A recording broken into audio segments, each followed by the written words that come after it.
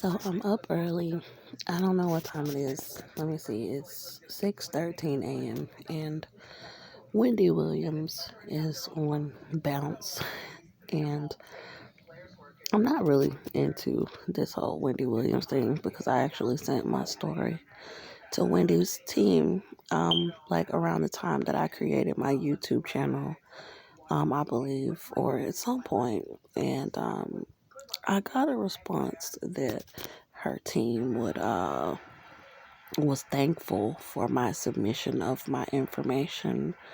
Um, but I had a vision of Wendy, and I had a vision of the creator of the website, the Media Takeout website, when I was in the jail. And y'all know Media Takeout MTO is like my favorite website, and Wendy was my favorite show to watch. Like, I wouldn't watch TV in the house with my boy, but I would let him watch cartoons and stuff because there was a lot of changes happening spiritually as far as what they were putting on television that involved a lot of satanic stuff.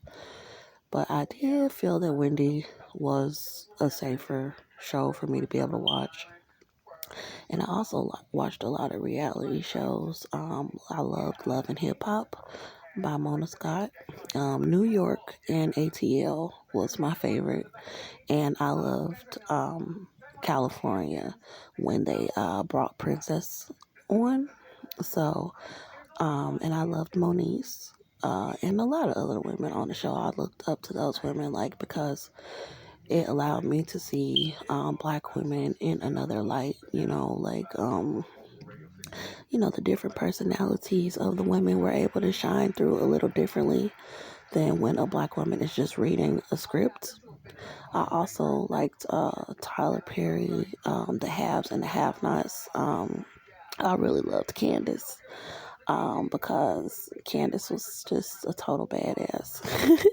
And if y'all know anything about my personality, I am a total badass. So I loved Candace. And I was just thinking, like, I be dancing and stuff. I was looking at some of my videos, and I was like, I'm dancing and stuff. And I was thinking back to when Marcus Mitchell and me were in the motel room, and he was trying to belittle me while I was making my social media videos. And I got my Bible, and I opened up my Bible right in front of him, and I started praying against him on the video as he was trying to belittle me and tear me down in the spirit. And God says that if you attack a person's spirit, then you break the person. Um, but if the person can have joy, then it'll be medicine to the people, to the person who has the joy. So one thing I've been noticing that they've been doing with the witchcraft is basically trying to do things to always break my spirit. That was what they did to take the boy, deny me all the rights, and have these strange people I don't know meeting me and then trying to belittle me over a period of time. They want to break your spirit. And I was thinking, I was like, let me go back and look and see how far I have came since I prayed that prayer on that video. And I was saying he was a sellout, and I was still releasing information about what was going on. And I have seen a lot of progress in myself, and it really did show me like God was right, I was right about people oppressing me and trying to keep me from having a voice, trying to keep me from, being beautiful, pursuing my goals, and just being free. So it's like we're living in an era where, yes, black women are free, but that we still have these invisible chains and shackles on us that people try to continue to have on us, even though the law says that that's illegal, that you have to let that black woman do what it is that she wants to do.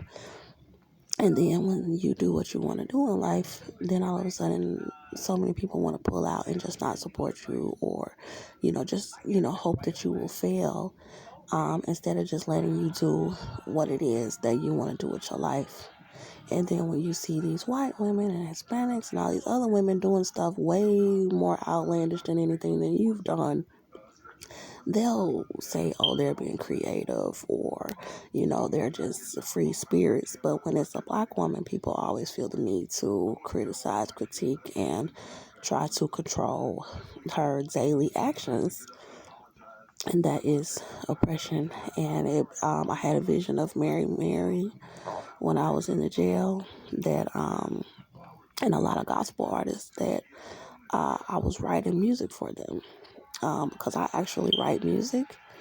And I've been writing music all of my life, but right now I'm at that point where I know I have to sing praises to the Most High God in front of this nation, because of who He is, and it's not my choice about how I want to live my life or if I want to follow the crowd. And when I thought about the oppression and the invisible, as I think about the invisible shackles that people try to place upon me, I'm thinking about the Mary song.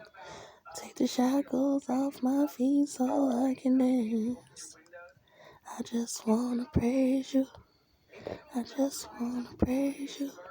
And every day, like, it's a struggle, as an African American woman, going from place to place, where people put these type of chains on you, where they want to control what you say, they want to control what you do, they want to control where you go, they want to control what you think. And it's spiritual. And the Bible said that it was spiritual wickedness. So when I see myself like dancing and stuff like that, I already know people don't want to see me dance. People don't want to see me sing. Hear me sing. People don't want to see me be successful. And it goes back to a lot of what the coven did when I was incarcerated, because they knew that I could sing. They knew about my gifts. And man, I saw so many celebrities in the spirit. So many celebrities came to me in the spirit. T.I. came to me in the spirit about my case and was trying to get me to cover my mouth and not say anything about the things that I was seeing in the spirit. And he actually came and told me that I spilled the milk when I was in the jail about the Illuminati, because I had told this white woman in the segregated housing unit that the witches were doing visitations on me in the cell, but I knew God was with me, and she was in there for something. And the lady was saying she was breaking down, but I actually believe she was an informant, that she was just trying to see how much was I going to tell, or if I was going to keep it to myself about the Illuminati, the Coven, and the visitations from these celebrities, because I don't think they wanted nobody to know that they were visiting me in the spirit. I saw Tiny, T.I.'s wife, and I actually went to her in the spirit, in the vision, and she was somewhere by herself, like she wasn't even living with T.I. in this vision. Like she had a little small quarters, almost like an apartment, where she was. And I knocked on the door and I was like, do you mind if I come in and use the restroom in the vision? And she was like, yeah. And I said, she was like, she asked me because she heard about my case. See, my case, they put it on the news in Texas, but I haven't seen the story when I tried to go through the archives, and because they put falsified information on there, and I was trying to pull it up so that I could sue for defamation, and I couldn't find the falsified news story that they had put about me on the local news in Conroe, Texas, because they had the evidence to my case before they sent that falsified story to the news, and then took me back there, falsified a police report, and then tried to murder me in a jail cell for 10 months. So I asked Tiny, could I come in and use the restroom? And this was in the spirit, this was in a vision, while I was asleep in the cell. And Tiny was like, yeah, sure, come in. She was very nice. She was very sweet. And she let me into her home. And she asked me when I was leaving out, I used the restroom in her home in the vision. And when I was walking out of her door, she said, Andrea. And then I looked back at her. She said, what was your baby daddy in prison for? And she said it as if she cared.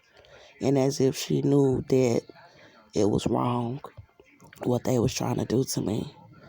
But we was together in the spirit, and she said, "What was he in prison for?" And I said, "Assault." And she looked at me as if, "Oh, okay, that's information that's being withheld, because he was attacking me, insulting me and my son in my home and in my community all over the place." And there they was, the government trying to kill me in a cell. And she asked me, what was he in prison for? And when I thought about it after I got out of the jail, because I was trying to tell y'all everything I went through, but there was so many people trying to stop me from telling y'all, because this how many people actually know. Like, just really listen to me. And so she was basically, letting me know, like, that means something. And God had told me, I said, "God, tell me what to say in this courtroom so that no lawyer or no attorney or no prosecutor will even think to want to try to prosecute me." And God told me, "You tell them that you called the police several times, and you tell them that he was assaulting you, and you tell them that he fled from the police, and you tell them that he was raping you and hitting you while you was pregnant, and you tell them that what his charges include, that his charges include theft, rape, what else? Drug possession, theft. He was convicted for assault, go on his probation. Tell them he was hitting you repeatedly. Tell them that that you did not want to let him inside of the home. Tell them that he kept hitting you." And he just told me exactly what to say. And so they were squirming all around the courtroom because they couldn't force me to plead guilty. So they had me in the back of the jail trying to torture me and do stuff to try to force me to plead guilty. And the Holy Spirit told me not to do that. God told me that I was not guilty, and he said, "Do not plead guilty or no contest." He was my lawyer, because my lawyer, Ingrid Chandler, was a white woman that didn't really want to represent me. God was showing me a lot of wickedness in her spirit, because I had shot a gun, that she could have done more to make sure that I was not in that cell. God said they never should have arrested me, based off of the law and whatever, and they have falsified information, because they knew that he was doing all this to her and her child. It don't sound right to lock her up. And then when God really went through the evidence with me, he was like, "They shouldn't even have arrested you." And so I thought about the news, and I see how every time a black man do something, the first thing you'll hear the white news anchor say is, "He was previously charged with this," and they'll go into the black man charges, and that'll make you believe these white women when they're saying all these things about black men. And the first thing that she have to say is, he was charged with aggravated assault with a deadly weapon. He was previously charged with assault, and he assaulted a white woman somewhere, or he assaulted an old person on the streets. And they'll tell about his previous charges, but they was over there trying to murder me and act like all those charges that my baby daddy has does not mean anything. It does mean something. It means a lot about his behavior. It means that he keeps getting out of prison and jail and thinking that he can continue to do things to people, and worse, he has not learned his lesson. And God said that he will learn his lessons in jail. And God said that God said, "Let the bullet in his leg be a reminder to him about abusing women." And that came from the mouth of God.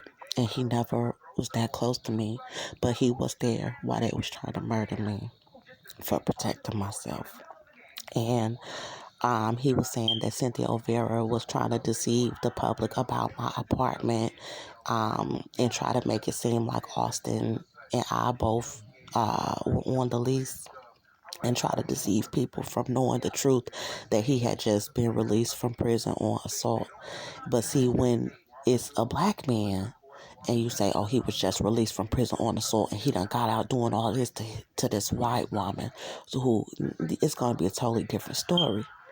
But then when it's a black woman who's in the house with her baby and this white baby daddy white man just got out of prison for assault, y'all holding the evidence, and God was really showing me everything. And so I made this video. Let me just get to the subject of why I made this video. Y'all see me dancing and stuff now, and I know a lot of people will probably be like, why you dancing? Why you dancing? Ain't you supposed to be worrying about your son? Ain't you supposed to be worrying about your son instead of doing music or instead of dancing or instead of whatever you think you doing, just making videos, whatever. I ain't even finna go back and forth with people like that, because God said don't argue with people of the world or you'll be a fool, because that's all they want to do is go back and forth with words, and I'm not finna do that. I'd rather shake my ass than to sit there and argue with any of my haters. Sometimes I do have to condemn people that speak out against me, because the Bible said that we would. That's our heritage. And I want to speak a little bit more about our heritage. Black people seem to think that dancing is just supposed to be a form of sexual entertainment for whites, because that's what all of the black entertainers are doing. Google them and Google their concerts and the crowds at their concerts, and you're going to see gangs of white people, which is why they always change. And this is why I don't want to perform in America unless I'm singing the gospel, and singing praise to the Most High before the nations. That's the only way I will sing in front of any devils, is if I'm singing praise to God. Now, songs as far as entertainment and stuff like that, I'll do stuff like that in front of my people, because that's our heritage.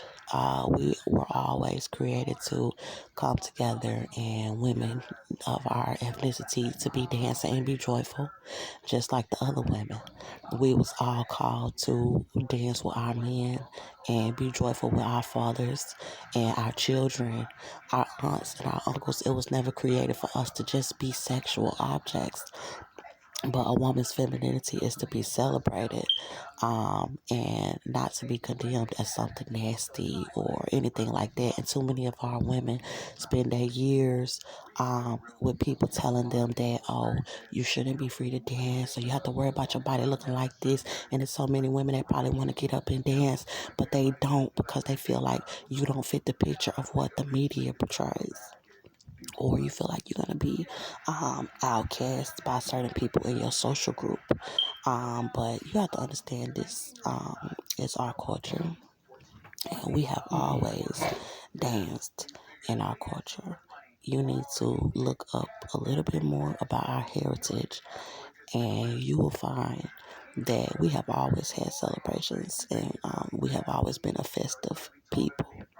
So I'm asking people right now, women who may not have been celebrated, women who may not have been chosen, as like the most beautiful, or you may not have the best body, or you don't fit in with the crowd. If you know God is doing something, this for men and women. This ain't just for women, but this for men and women. If you know that God is doing something in your life in this season, and you probably was somebody who would usually stand on the wall and just look at everybody else have a good time, no, that's not what God wants for you. And it's time to take them shackles off, and I'm encouraging all the people of God right now to dance and celebrate, because of the possibility of what God is about to do. Because we have been oppressed, we have been abused. A lot of people have sold out, but I still believe there are people out there who are not. And so, for people who know the battle that we have gone through as far as African American people, we should really be celebrating, because the devil is picking up on us to try to do as much to us as possible, to where we just all down and depressed. So I think that we should show him that we trusted in the Most High God by dancing and celebrating and having some sort of joy, because we will have strength no matter what happens, because the Bible says that if you break a person's spirit, then you break the person. Naturally, when we're happy, we're joyful, we're dancing, we're smiling, but so many of us feel like, oh, I'm too old for that, or oh, I don't look good enough for that, or oh, I don't want, that's not my thing, I don't want to have a good time. But you may not do the type of dancing that I do, but if you want to just break down and kiss the Holy Spirit, I think it should be a time right now as believers for us to gather our energy together and pray to God for our breakthrough. Let me go into a little bit of more detail about some of the visions that I was having. Who else did I had? I had a vision. I know y'all heard me go off and say, I don't need Lil Wayne, I don't need Beyonce, I don't need none of them folk, la la la, right? Because I don't know all the people that I've seen, but some of the people I recognize, you know what I'm saying? 'Cause it's a lot of new names, like people out there, like even friends, people I didn't know, knew me, you know what I'm saying? Like, it was a whole bunch of people. So I'm gonna mention certain stuff right now. I had a visitation from Lil Wayne, and when he came, he was very nice to me, and he sat with me. He sat with me while I was in the cell in the spirit, and we weren't.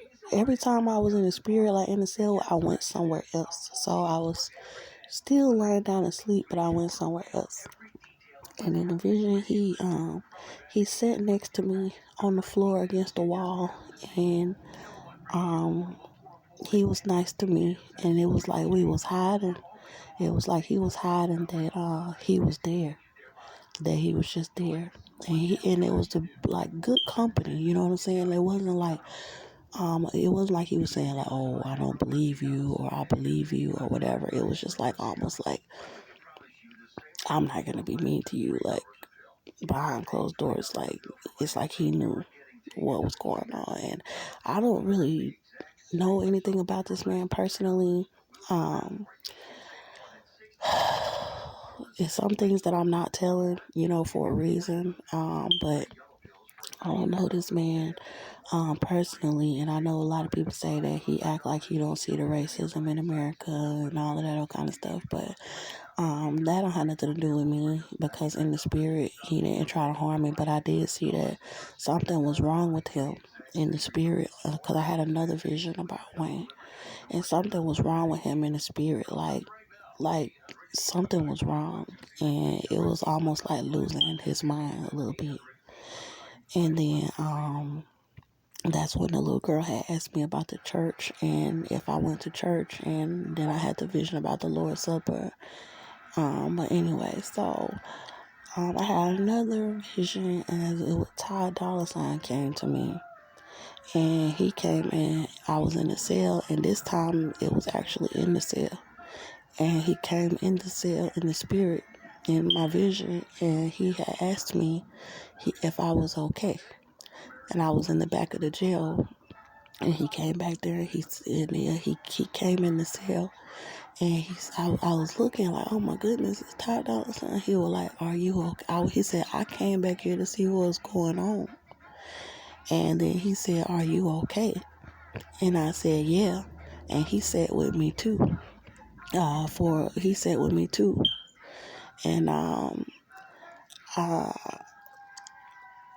had some other visions of some celebrity men, the ones that tried to hurt me, and I'm not in the spirit. Like, they try to do stuff to hurt me in the spirit, like, and I'm not ready to discuss those things because it's early in the morning, and I'm not ready. I have to go into a little more detail about why they would want to hurt me for the KKK and why there were certain men. I had a vision of Offset.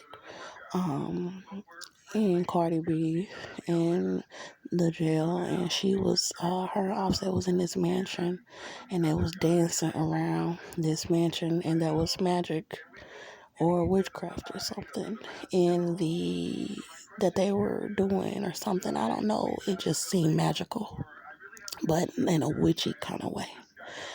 And there was like a materialism, like the glorifying of materialism. And when I saw Cardi in the vision, I didn't really recognize her because she just didn't look the same. But it was her and him, and they were dancing around this empty mansion. And I googled that, and I saw that they do have a mansion, so I know what I'm seeing in the spirit. Then I was in the cell, and I had a vision of her and Offset dancing around this mansion, and it was like they were taunting me. And they were dancing around. It was like she was just trying to. It was something odd about Cardi. Offset was a little more sound-minded, as if he was a little more stable-minded in the spirit as far as what he was doing. That he was like a bit of a master at what he was doing. But she was behaving almost as if she didn't really know what to do, like just dancing around with expensive clothes on in the vision, and she kind of looked like her body wasn't real, and then she was dancing around, and it just kind of looked. She looked kind of crazy, you know what I'm saying? I don't mean to say it like that because their eyes were different. There was something wrong with everybody's eyes. Their eyes were like darkened, you know. Their eyes were like dark, you know. But there was like a star, like a twinkle in their eyes, kind of like, but it was darkness. There was like a light in their eyes, but it was like darkness. And then I had a vision of Cardi and Offset and Hennessy in an apartment building, and I saw this little baby in the bedroom, and Hennessy had come into the bedroom with them, and Offset and Cardi came out, and there was this little brown baby on the bed, and I was in the room with them, and then we ended up at this little shack in like a freaking trash. It was like a trash hole, like, you know, a landfill behind this little shack. And Cardi B's hair turned gray like a witch. It was gray like a witch. And when I saw her, it looked like all the life had been sucked out of her.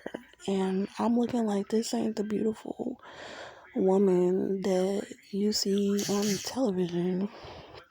And she just looked like a witch. And so